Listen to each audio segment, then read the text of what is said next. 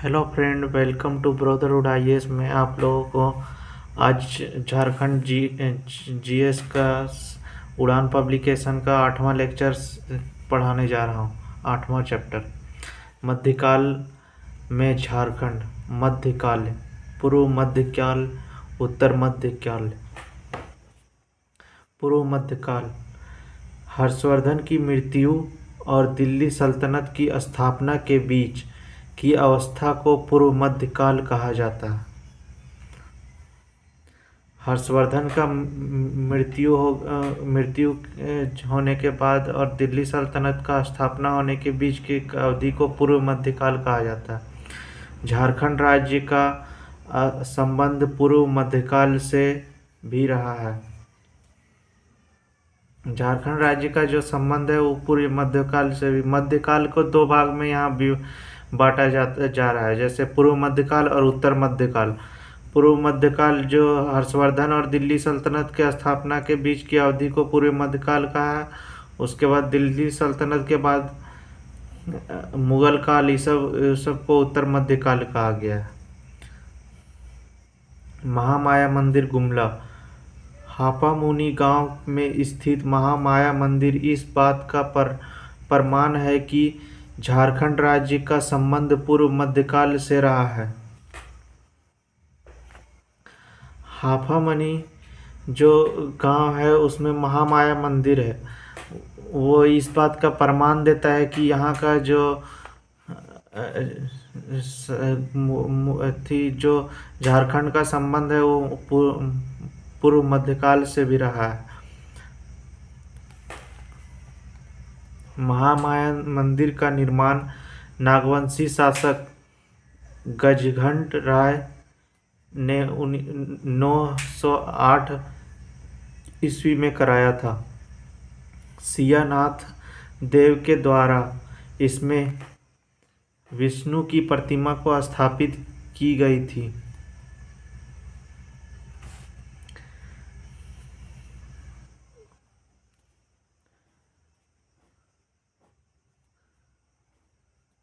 इस मंदिर का प्रथम पुरोहित द्विज हरिनाथ नामक मराठा ब्राह्मण था। यह गजघंट राय का धार्मिक गुरु था।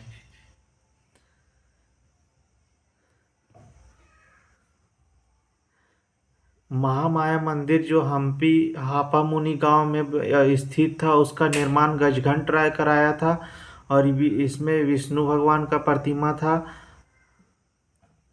और मंदिर का जो प्रथम पुरोहित था वो हरिनाथ था, जो मराठा ब्राह्मण था। और गजघंट राय इसका धार्मिक गुरु था।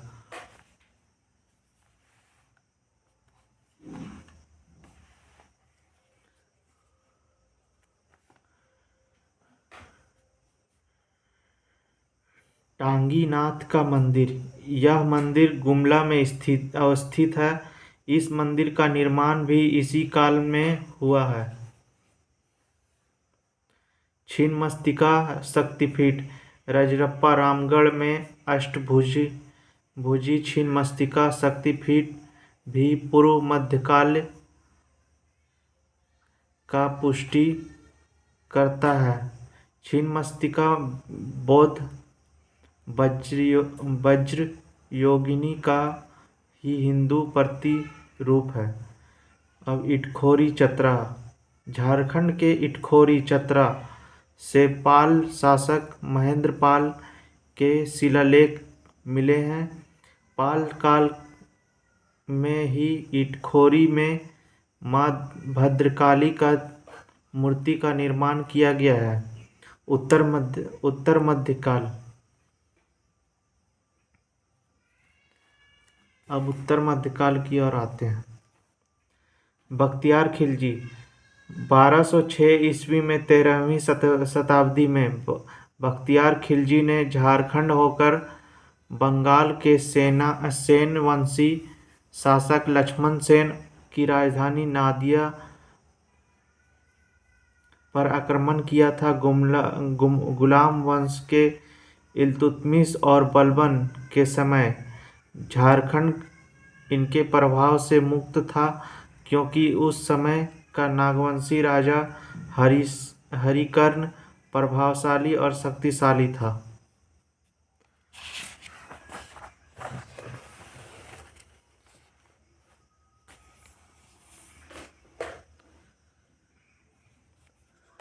अलाउद्दीन खिलजी ने 1310 ईस्वी में अपने सेनापति छज्जू मलिक को नागवंशी राज्य पर विजय प्राप्त करने हेतु भेजा था।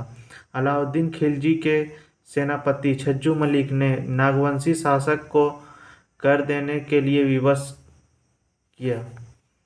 अलाउद्दीन खिलजी का सेनापति मलिक काफूर दक्षिण भारत के विजय अभियान पर जाते समय झारखंड से गुजरा था। नागवंशी राजा बेनू कर्ण ने अलाउद्दीन खिलजी की अधीनता स्वीकार की थी।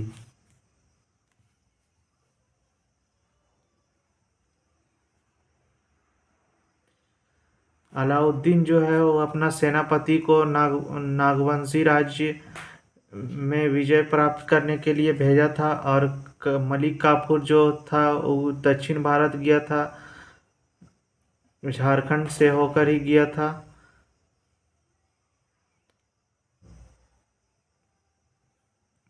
और नागवंशी राजा बेनू कर्ण जो अलाउद्दीन की अधीनता स्वीकार करने के लिए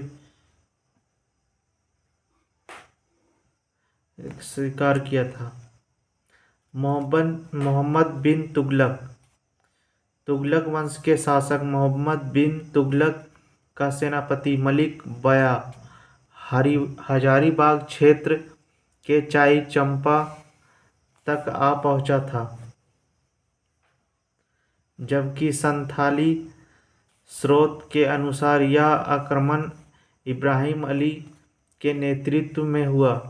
इस आक्रमण के दौरान इब्राहिम अली द्वारा बिघा के किले पर अधिकार के बाद संथाल लोग अपने सरदार के साथ यहाँ से भाग गए।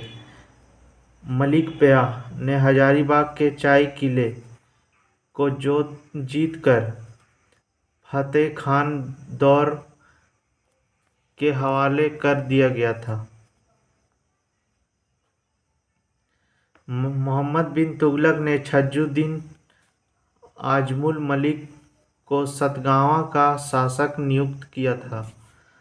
तुगलक के काल में नागवंशी राजा हरिकर्ण था। फिरोज शाह तुगलक ने बंगाल के शासक शमसुद्दीन शाह को पराजित कर हजारीबाग के सतगावा क्षेत्र पर विजय प्राप्त किया था। इसे अपने जीते हुए क्षेत्र की राजधानी बनाया। लोधी वंश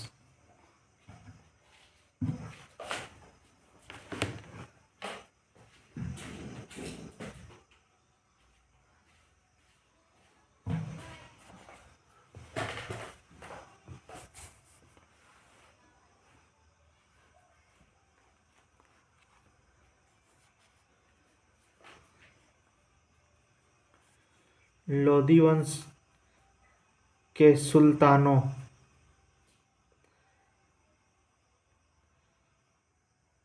के प्रभाव से झारखंड लगभग मुक्त था। इस काल में छोटा नागपुर पर शासन करने वाले नागवंशी राजा प्रतापकर्ण, छत्रकर्ण और विराटकर्ण थे।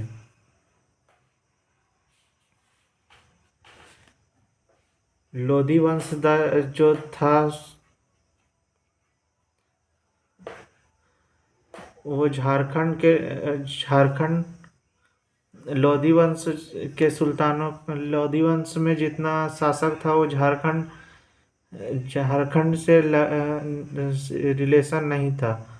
इस काल में छोटा नागपुर पर शासन करने वाले राजा प्रतापकर्ण थे, छत्रकर्ण थे और विराटकर्ण थे। लोधी वंश के समकालीन उड़ीसा के गजपति वंश का सामना झारखंड को करना पड़ा।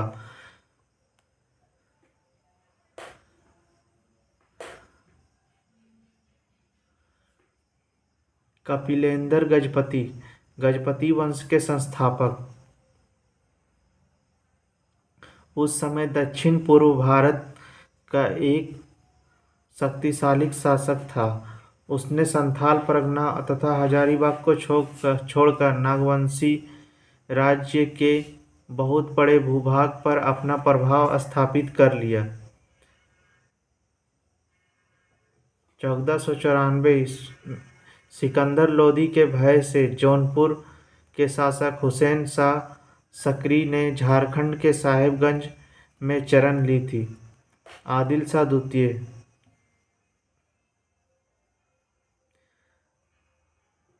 खानदेश का शक्तिशाली शासक आदिल शाह द्वितीय। आदिल शाह द्वितीय ने अपना सैन्य दल को झारखंड भेजा था, अतः उसे झारखंडी सुल्तान के नाम से भी जाना जाता है। अब शेरशाह, शेरशाह ने मुगल के विरुद्ध संघर्ष के अपने विभिन्न अभियान में झारखंड क्षेत्र का प्रयोग किया था। शेरशाह जो था वो मुगल के विरुद्ध बहुत सारा अभियान चलाया था। उसमें झारखंड क्षेत्र का प्रयोग किया था। जो वो कौन कौन सा अभियान है सो देखिए। 1534 से 1537 ईस्वी के अपने बंगाल अभियान के दौरान शेरशाह झारखंड से होकर गुजरा था। बंगाल अभियान के दौरान शेरशाह झारखंड से होकर गुजरा था। इस अभियान के दौरान शेरशाह के पुत्र जलाल खां ने तेलियागढ़ी राजमहल क्षेत्र की नाकाबंदी की थी। शेरशाह का पुत्र जलाल खां था और तेलियागढ़ी राजमहल का में नाकाबंदी किया था।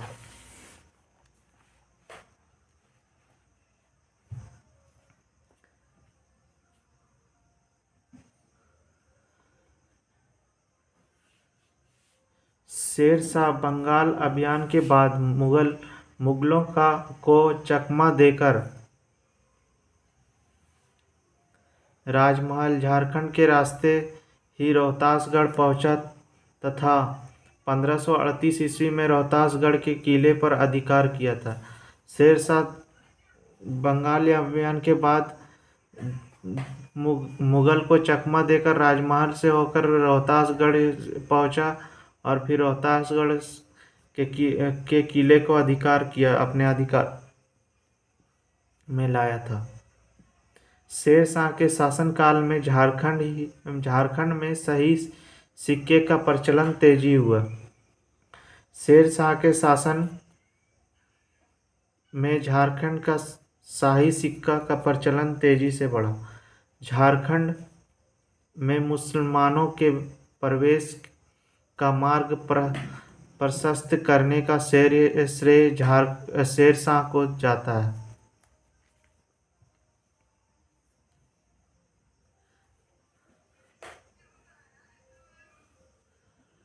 मुस्लिम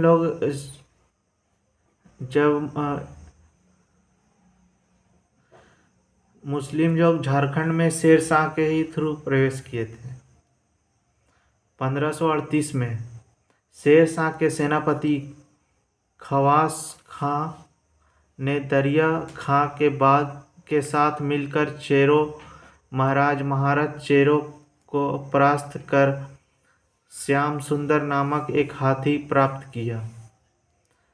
1539 में चौसा का युद्ध में शेर खां ने मुगल शासक हुमायूं को पराजित कर रोहतास के वीरभूमि तक अपने साम्राज्य का विस्तार किया।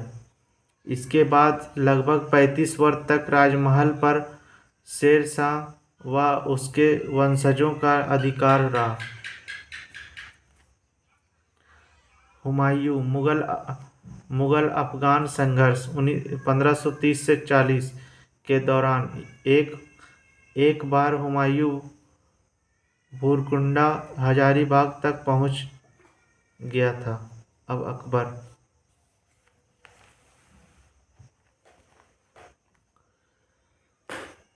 झारखंड के संदर्भ में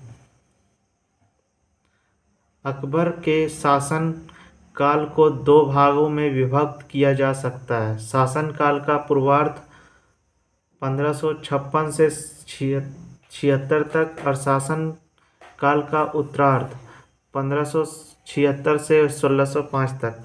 अकबर ने अपने शासन काल में पूर्वार्ध में झारखंड क्षेत्र में सक्रिय अफगानों पर विजय प्राप्त किया और उत्तरार्ध में क्षेत्रीय शासन पर शासन स्थापित किया।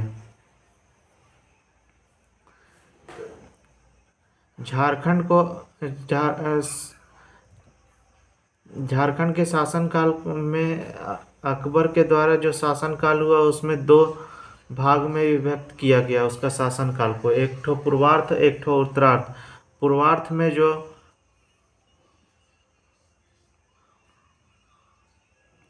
अफगान आक्रमणकारी आते थे उस पर कंट्रोल पाया और उत्तरार्ध में जो क्षेत्रीय राजवंश था जो अगल बगल का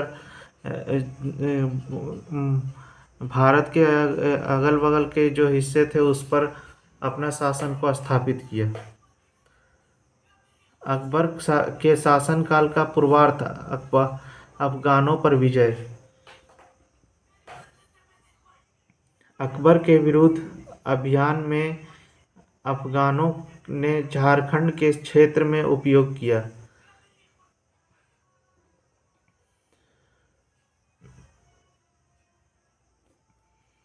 1575 ईस्वी में टकरोई की लड़ाई के बाद जुनैद करानी ने बिहार जाने के क्रम में रामपुर वर्तमान रामगढ़ में रुका, जहां उसका पीछा करते हुए मुगल की सेना भी आ गई। यहां जुनैद करानी व मुगलों की सेना के बीच एक हुई रामपुर की लड़ाई में मुगल की जीत हुई।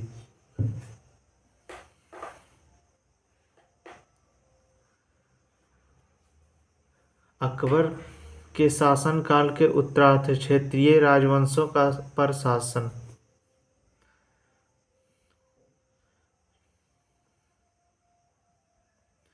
छोटा नागपुर खास का नागवंश। अकबर नागवंशों की राजधानी खुखरा को अपने नियंत्रण में लेना चाहता था। इसका प्रमुख कारण दक्षिण भारत जाने हेतु युद्ध में इस क्षेत्र का उपयोग, सामरिक कारण, साम्राज्य विस्तार, राजनीतिक कारण और इस क्षेत्र का आर्थिक समृद्धि आर्थिक कारण।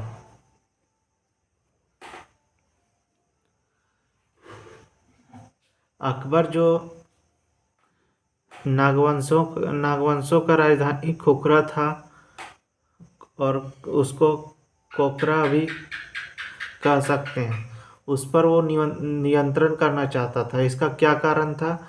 दक्षिण भारत उसी क्षेत्र से जाता था, पहला कारण, और फिर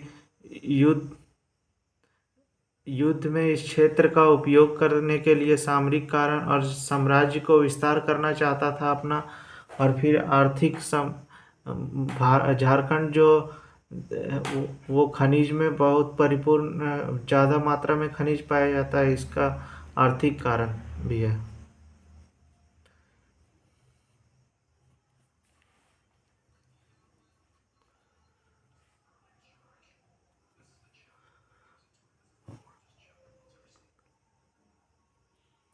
अकबर ने 1585 ईस्वी में शहबाज खां को झारखंड पर विजय प्राप्त करने हेतु भेजा। इस युद्ध में नागवंशी शासक मधुकरण शाह की पराजय हुई और मधुकरण शाह ने वार्षिक मालगुजारी देने को स्वीकार कर लिया। सबसे पहला जो अभियान भेजा 1585 में शहबाज खां को भेजा और वो झारखंड पर विजय प्राप्त करने के लिए नागवंशी शासक मधुकरण को हराया भी और वो उससे वार्षिक मालगुजारी लेने के लिए, और मधुकरण शाह जो था वो मालगुजारी देने के लिए स्वीकार भी किया। बाद में मधुकरण शाह ने उड़ीसा से के शासक कुतुल खां एवं उसके पुत्र निसार खां के विरुद्ध मुगल मनसबदार मान सिंह का अभियान में मुगलों का साथ भी दिया। उसके बाद पहला तो शाहबाज खां जो आया था वो मधुकरण शाह नागवंशी शासक को हराया और उससे मालगुजारी भी लिया, प्लस उड़ीसा उड़ीसा को क्षेत्र अकबर जीतना चाहता था तो मधुकरण शाह उसका सहयोग भी किया उड़ीसा को जीतने के लिए।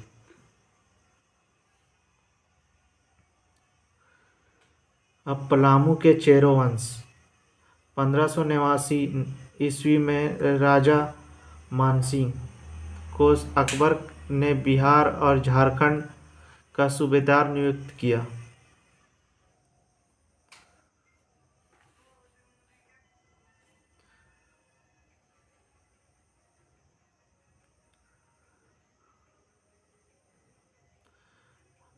(1589) में राजा मानसिंह को बिहार और झारखंड का सूबेदार नियुक्त किया।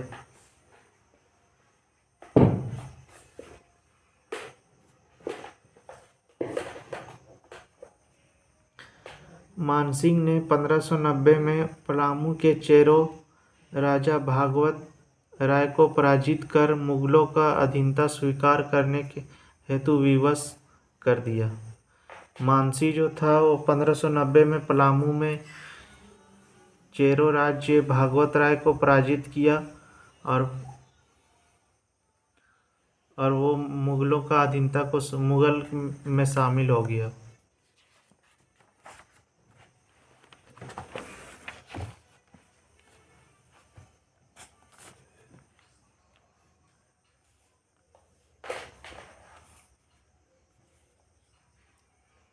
पलामू में मुगलों की सेना नियुक्ति करके भागवत राय को राजा बने रहने दिया। 1605 ईस्वी में अकबर की मृत्यु के बाद चेरों ने मुगलों की सेना को मार भगाया और पलामू पर पुनः अपनी सत्ता स्थापित कर ली। सिंह भूमि पर सिंह वंश 1592 ईस्वी में उड़ीसा अभियान हेतु जाते समय मानसिंह सिंह भूमि क्षेत्र से होकर गुजरा।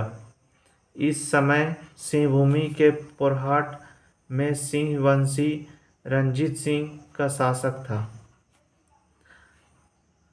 अब झारखंड हो गया। अब 1592 में उड़ीसा के लिए अकबर बढ़ना चाहते थे तो मानसिंह जो था वो सिंह भूमि से होकर गुजरा और उसका सिंह भूमि उसमें सिंह वंशी शासक था जिसका नाम था रंजीत सिंह।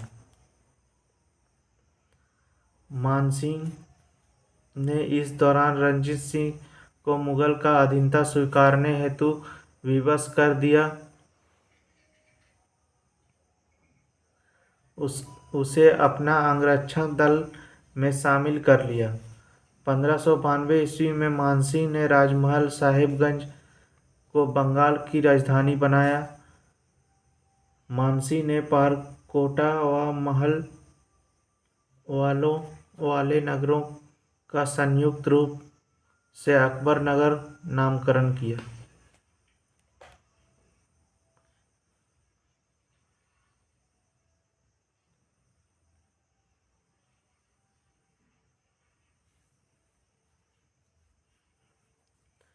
मानसिंह व हजारीबाग के राज्यवंश 1590 से 1591 में मानसिंह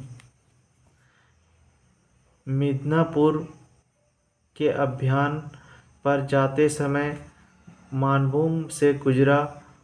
इस दौरान उसे परा और तेलकुपी के मंदिर का जीर्णोद्धार करवाया। आईने अकबरी के अनुसार हजारीबाग के 6 और चंपा प्रांगना बिहार सूबे में शामिल थे जिसका वार्षिक मालगुजारी 15,500 रुपया निर्धारित की गई।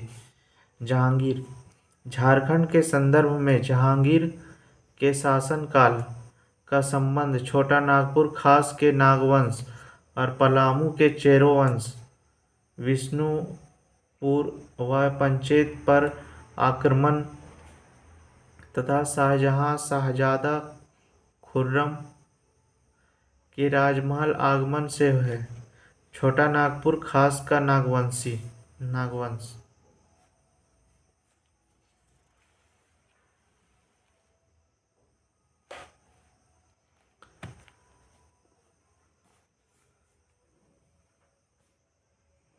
जहांगीर की आत्मकथा तुजिक ए जहांगीरी में छोटा नागपुर क्षेत्र से सोने की प्राप्ति का उल्लेख मिलता है। जहांगीर अपना आत्मकथा तुजिक ए जहांगीरी में लिखा कि छोटा नागपुर में सोने का भंडार है, वहां से सोना प्राप्त किया जाता है। अपनी आत्मकथा तुजिक ए जहांगीरी में जहांगीर ने स्थानीय लोगों द्वारा शंख नदी से हीरे प्राप्त करने के तरीके का वर्णन किया। और तुजिक ए जहांगीरी में जहांगीर इसमें ये भी लिखा कि शंख नदी से सोना किस तरह प्राप्त किया जाता है। जहांगीर इस क्षेत्र की नदियों में मिलने वाले हीरे के कारण इस क्षेत्र पर अधिकार करना चाहता था। शंख नदी से जो हीरा मिलता था उसी के लालसा में जहांगीर इस क्षेत्र को अपना अधीन करना चाहता था, छोटा नागपुर खास को। जहांगीर के समय कोकरा का शासक दुर्जन साल मधुकरण शाह का उत्तराधिकारी था, जिसने मुगल की अधीनता स्वीकार करने तथा मालगुजारी देने से मना कर दिया। जहांगीर ने 1612 ईस्वी में जफर खां को बिहार का नया सूबेदार नियुक्त किया। उसे कोकरा क्षेत्र पर अधिकार करने का आदेश दिया, परंतु बीमारी के कारण जफर खां की मृत्यु हो गई। जहांगीर की इच्छा अधूरी रह गई।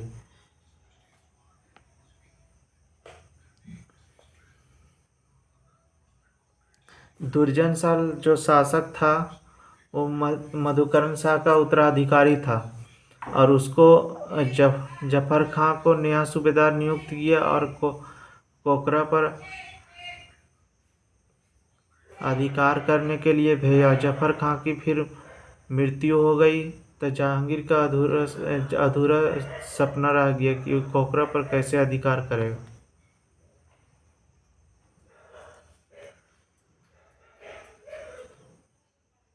जहांगीर ने 1615 ईस्वी में इब्राहिम खां को बिहार का सूबेदार नियुक्त किया तथा उसे कोकरा पर विजय प्राप्त करने हेतु भेजा। जहांगीर 1615 ईस्वी में इब्राहिम खां को फिर नया सूबेदार नियुक्त किया और फिर कोकरा झारखंड पर विजय प्राप्त करने के लिए भेजा। पहले जाफर खां को भेजा था तो वो बीमार पड़ गया और उसका इच्छा पूरा नहीं हो सका। उसके बाद इब्राहिम खां को नया सूबेदार नियुक्त किया और उसको भेजा। इस दौरान इब्राहिम खां ने इस क्षेत्र पर विजय प्राप्त कर लिया। हीरो के प्रसिद्ध शंख नदी को अपना अधिकार में ले लिया।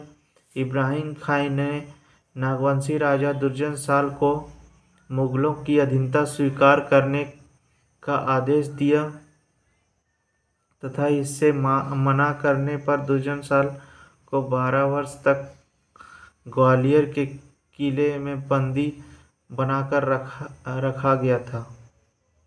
इस अभियान से जुड़े सभी व्यक्ति को पुरस्कृत किया गया तथा इब्राहिम खां को फात जंग की उपाधि प्रदान करते हुए 4 हजारी मनसबदार बनाया गया। अब देखिए इब्राहिम खां जिससे शंख नदी से जिससे हीरा मिलता था उसको जीत कर जहांगीर को दे दिया। अब जहांगीर और दुर्जन साल को कैद कर लिया गया और 12 साल के लिए उसको जेल में रखने का आदेश दिया जहांगीर। 1627 ईस्वी में जहांगीर के दरबार में एक हीरे की असलियत को लेकर विवाद हो गया। इस हीरो को परखने हेतु दुर्जन साल को ग्वालियर से शाही दरबार बुला लिया गया। दुर्जन साल द्वारा हीरे की पहचान कर लेने के बाद जहांगीर ने खुश होकर दुर्जन साल को शाह की पदवी प्रदान करते हुए मुक्त कर दिया, उसका राज्य वापस कर दिया। उसके बदले दुर्जन साल ने मुगल शासक जहांगीर को 6,000 रुपये वार्षिक कर देना स्वीकार किया।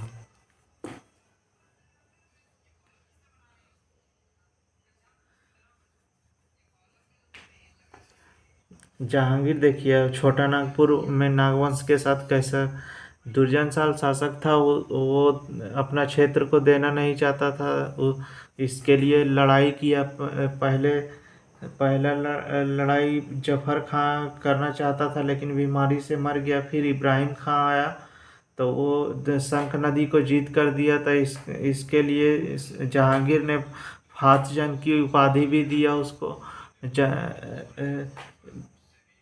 अपना सेना को इब्राहिम खां को। और फिर एक हीरा मिला जब उसको परखने के लिए दुर्जन साल को बुलाया गया। जब दुर्जन साल उस हीरा को परखा तो उसको देखकर जहांगीर खुश हुआ और उसका राज्य को भी वापस कर दिया। प्लस दुर्जन साल का सजा भी ख़त्म हो गया और फिर उसको शाह की उपाधि भी दिया। और फिर दुर्जन साल अब क्या करेगा, जहांगीर को 6,000 रुपये वार्षिक कर देने के लिए स्वीकार किया।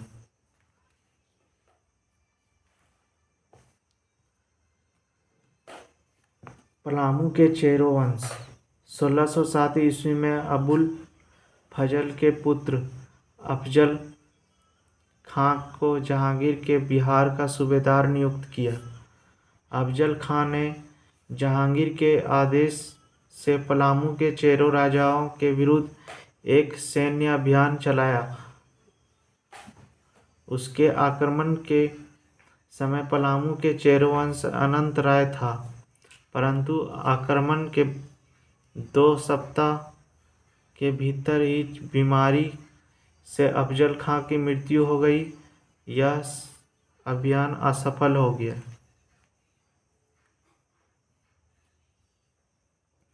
1612 ईस्वी में अनंत राय की मृत्यु के पश्चात सहबल राय पलामू का शासक बना। इसने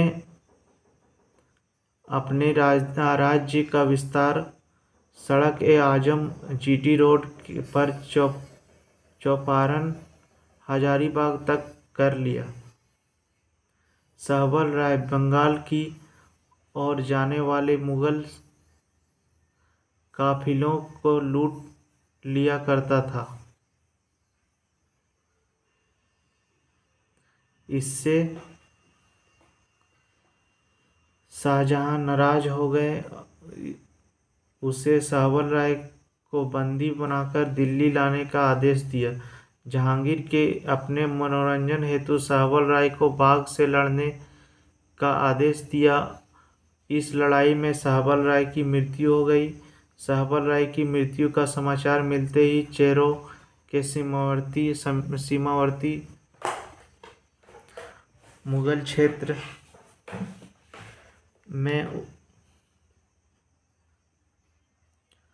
उत्पात मचाना प्रारंभ कर दिया। मुगल अधिकारी ने इसका दमन कर दिया।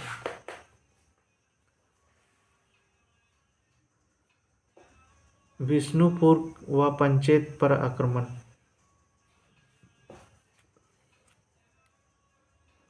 जहांगीर के शासनकाल में मुगल सेना ने मानभूम के विष्णुपुर पर अधिकार करने में सफलता प्राप्त किया। जहांगीर द्वारा 1607 ईस्वी में अफजल खां को बिहार का सूबेदार नियुक्त कर दिया था। अफजल खां ने बंगाल का मुगल सूबेदार इस्लाम खां के साथ मिलकर पंचेत का जमींदार वीर हमीर को पराजित किया। खुर्रम शाहजहां का राजमहल आगमन। खुर्रम जहांगीर का पुत्र तथा दक्षिण भारत का मुगल सूबेदार था। खुर्रम ने 1622 ईस्वी में मुगल बादशाह जहांगीर के विरुद्ध विद्रोह कर दिया तथा वर्धमान होते हुए राजमहल आ पहुंचा। खुर्रम ने राजमहल क्षेत्र में बंगाल के मुगल सूबेदार इब्राहिम खां को एक लड़ाई में मार दिया और राजमहल पर अधिकार कर लिया। बाद में मुगल बादशाह से सुलह होने के पश्चात खुर्रम खां पुनः दक्षिण भारत लौट गया।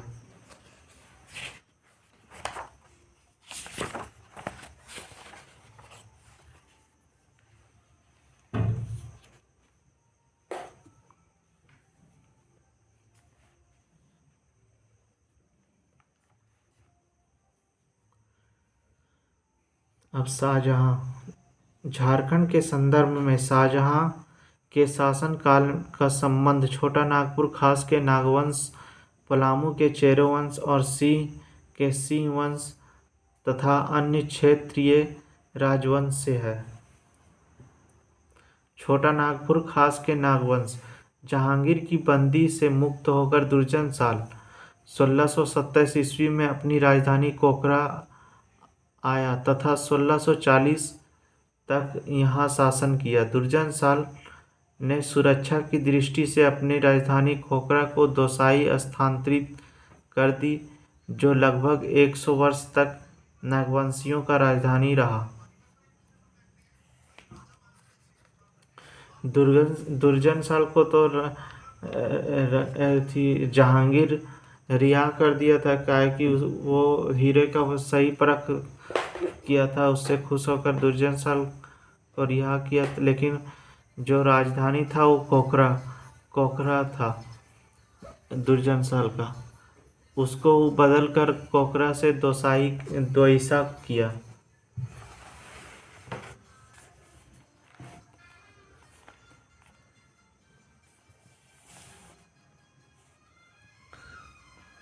दुर्जन साल ने दोईसा को अपने सुंदर भवनों के निर्माण कराया, जिस पर मुगल स्थापत्य कला का स्पष्ट प्रभाव था। इस भवन को नवरत्नगढ़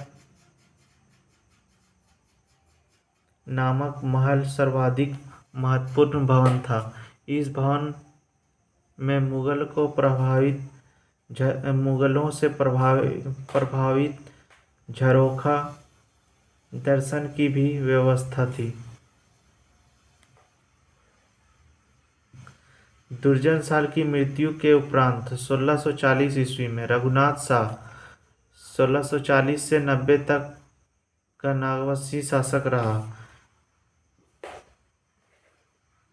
रघुनाथ शाह के शासनकाल में खानजादा मुगल सैन्य अधिकारी ने आक्रमण किया, जिसके परिणाम स्वरूप रघुनाथ शाह ने मुगल शासक बादशाह को मालगुजारी देने स्वीकार करके संधि कर लिया।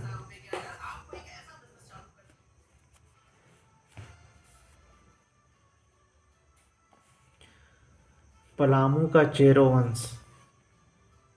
शाहजहां के शासनकाल के समय पलामू का शासक प्रताप राय और सहबल राय का उत्तराधिकारी था। यहाँ अत्यंत शक्तिशाली एवं समृद्ध शासक था। 1632 ईस्वी में बिहार के मुगल सूबेदार अब्दुल्ला खान ने पलामू क्षेत्र में मालगुजारी तथा 100 मालगुजारी को 1,36,000 रुपये कर दिया, जिससे देने हेतु प्रताप राय को लोगों के अधिकाधिक धन वसूलने का प्रयास किया।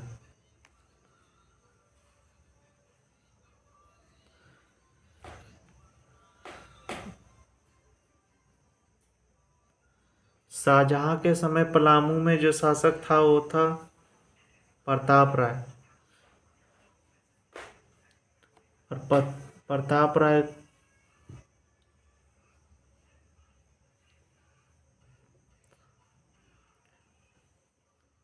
प्रताप राय से जो बिहार का सूबेदार था अब्दुल्ला खां, वो मालगुजारी के लिए 1,36,000 रुपये देने के लिए कहा था। तो उसको देने के लिए वो ज़्यादा से ज़्यादा टैक्स लेते थे और धन को ज़्यादा से ज़्यादा वसूलते थे मुगल सूबेदार को देने के लिए। मुगलों द्वारा मालगुजारी की राशि को निरंतर बढ़ाया जाता रहा। परिणाम स्वरूप प्रताप राय ने कर देना ही बंद कर दिया। अब जो उसका सूबेदार था वो हर बार बढ़ाते जाता था, कर और ज़्यादा लेंगे और ज़्यादा टैक्स लेंगे और ज़्यादा टैक्स लेंगे। इससे कर देने के लिए मना कर दिया। शाहजहां ने शाइस्ता खां को बिहार का नया सूबेदार नियुक्त किया, पलामू पर अधिकार करने का आदेश दिया। शाइस्ता खां ने 1641 में पलामू के चेरो राज्य पर आक्रमण किया। प्रताप राय ने इस आक्रमण के बाद शाइस्ता खां से संधि करते हुए 80,000 रुपया देना व पटना के हाजिरी लगना स्वीकार किया। 80,000 रुपये प्राप्त करके शाइस्ता खां 1642 ईस्वी में पटना लौट गए। 1642 ईस्वी में प्रताप राय ने मुगल शासक को वार्षिक मालगुजारी नहीं दिया। 1643 में शाहजहां ने इतिकाद खां को बिहार का सूबेदार नियुक्त किया, पलामू के शासक के विरुद्ध कार्रवाई करने का आदेश दिया। हिदायत खां ने जबरदस्त खां को पलामू पर आक्रमण करने हेतु भेजा, परंतु मुगलों की सेना को पलामू की ओर आते देखकर प्रताप राय ने संधि करने हेतु प्रस्ताव भेजा। इस प्रस्ताव में प्रताप राय ने 1,00,000 रुपया व एक हाथी की अतिरिक्त साथ पटना चलने की स्वीकृति प्रदान की। हिदायत खां की सिफारिश पर 1644 ईस्वी में शाहजहां ने प्रताप राय को 1,000 मनसबदार प्रदान किया। पलामू को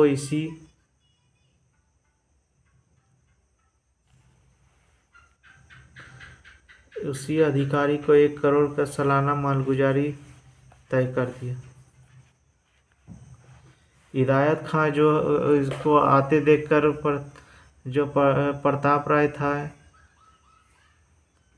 पलामू का जो चेरो वंश के शासक था प्रताप राय, वो हिदायत खां को आते देखकर डर गया और वो समझौता करने के लिए तैयार हो गया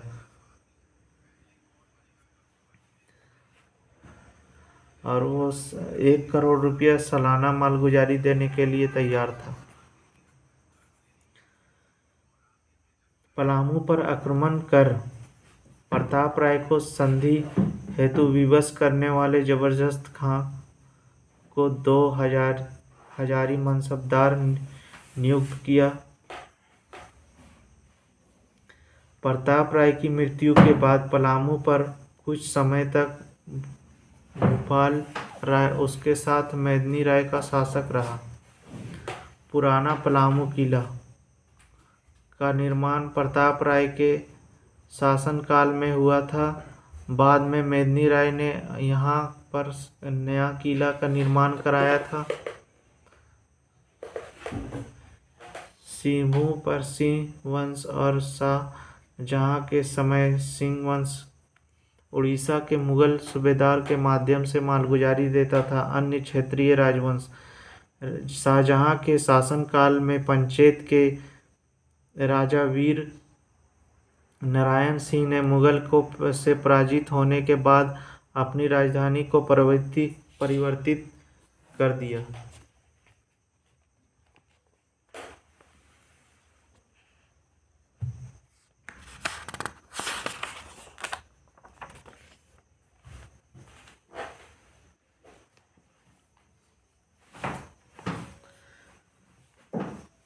(1639) में बंगाल की राजधानी राजमहल थी।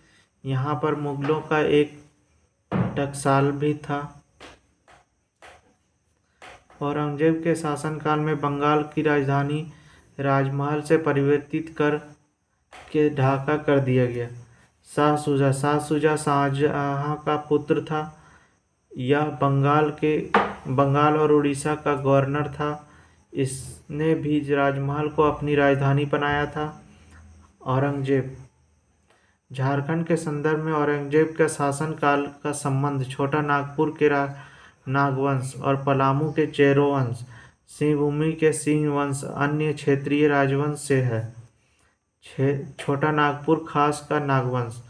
नागवंशी शासक रघुनाथ शाह 1640 से 90 और रामशाह 1690 से 1715 औरंगजेब के समकालीन थे। औरंगजेब के शासनकाल में अधिकांश समय तक कोकरा का नागवंशी राजा रघुनाथ शाह था। रघुनाथ शाह का धर्मगुरु ब्रह्मचारी हरिनाथ था। रघुनाथ शाह अत्यंत धार्मिक प्रवृत्ति और दानी स्वभाव का था। रघुनाथ शाह के शासनकाल में लक्ष्मी नारायण तिवारी ने मदन मोहन मंदिर बोड़िया रांची में निर्माण कर। छोटा नागपुर खास में जो शासक था नागवंशी उसका नाम था रघुनाथ शाह 1640 से 1690 तक। उसके बाद रामशाह बना 1690 से 1615 तक।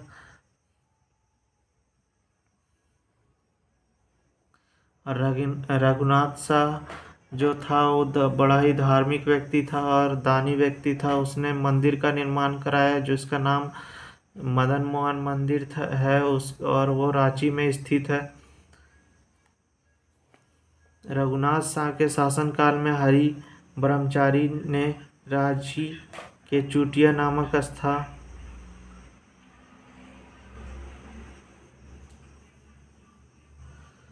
स्थान पर राम सीता मंदिर का निर्माण कराया और हरिनाथ शाह जो था वो राम सीता मंदिर का निर्माण कराया।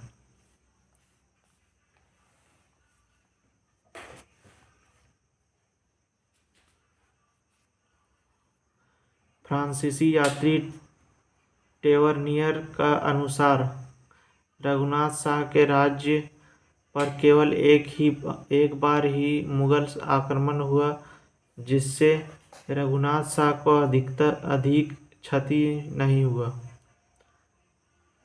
औरंगजेब के शासनकाल में ही पलामू के चेरो वंश राजा मेदिनी राय ने रघुनाथ शाह को राजधानी दोईसा पर आक्रमण कर व्यापक लूटपाट किया।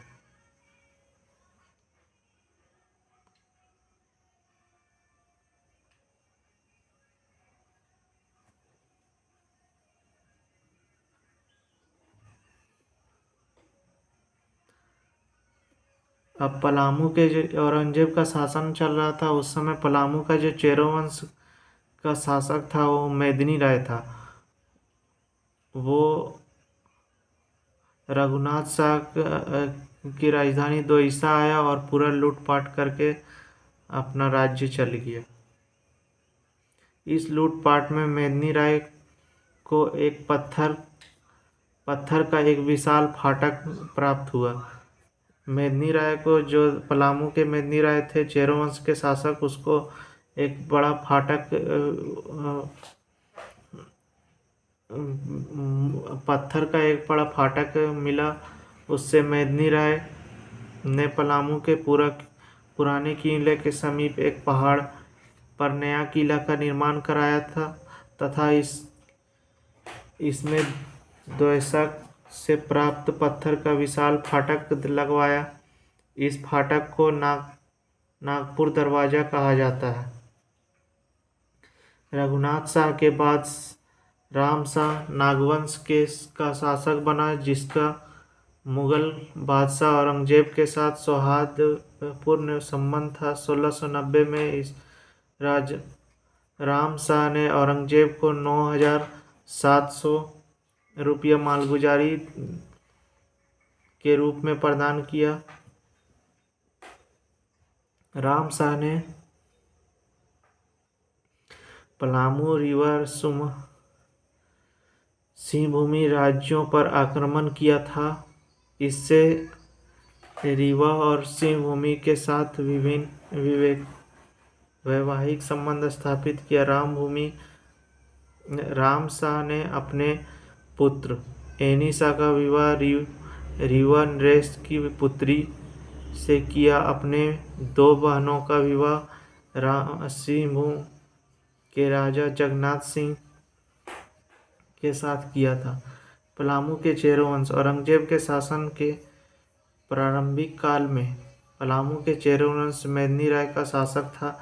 मेदिनी राय 1658 से 74 ईस्वी तक शक्तिशाली चेरोवंशी शासक था। मेदिनी राय ने मुगलों के अधीनता स्वीकार करने तथा उन्हें कर देने से मना कर दिया था। इसके साथ ही वह सीमावर्ती मुगल राज्य पर आक्रमण कर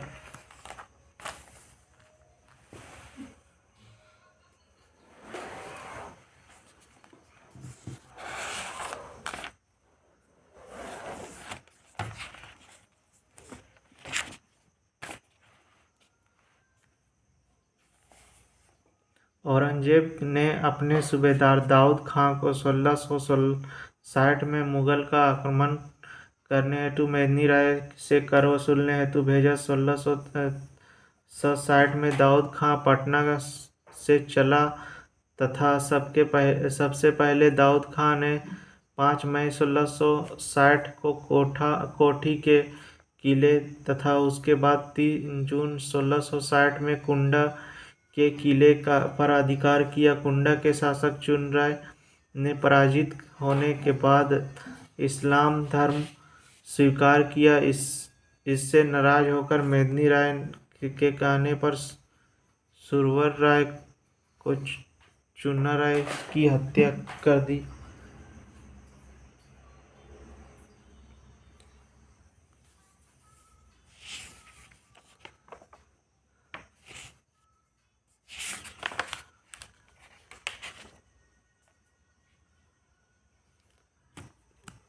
ठीक है फ्रेंड, आज इतना ही। Thank you.